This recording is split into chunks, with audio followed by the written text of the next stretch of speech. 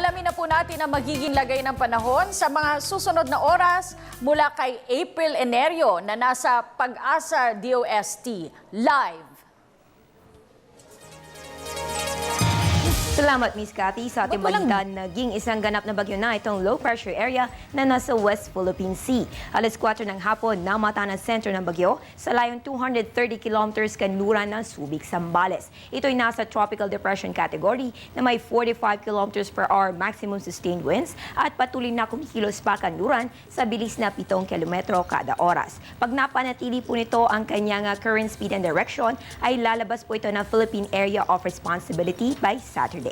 Ayon kay Pag-asa weather forecaster Joey Figuracion, mapag-iibayo po nito ang southwest monsoon na siya magdadala ng moderate to occasional heavy rains at thunderstorms sa may western section ng central at southern Luzon. Kaya maghihanda po tayo sa mga posibleng pagbaha at landslides. Light to moderate rains at thunderstorms naman ang maasahan dito. Buong Mindanao, Eastern Visayas at natitirang bahagi ng Luzon maliban dito sa mayan northern part, no? Dahil partly cloudy to cloudy skies po ang aasahan dyan, pati maging sa western at central Visayas. So most likely, magiging maulap pa rin po ang panahon sa malaking bahagi ng Pilipinas sa mga susunod na oras. Bukas, huling Biyernes po ng Setyembre, sisikat ang araw, 5:45 ng umaga at lulubog naman 5:48 ng gabi. Maging una sa updates kay Bagyong Paulo, puntahan na mga Panahon TV Facebook at Twitter accounts at manood ng Panahon TV para sa komprehensibong ulat panahon kay Bagyong Paulo. Alas 5 na umaga po yan dito lang sa PTV.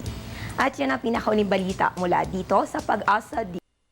Ako po ang inyong weather girl April Enerio para sa Telebisyon ng Bayan. Balik sa iyo, Miss Cathy.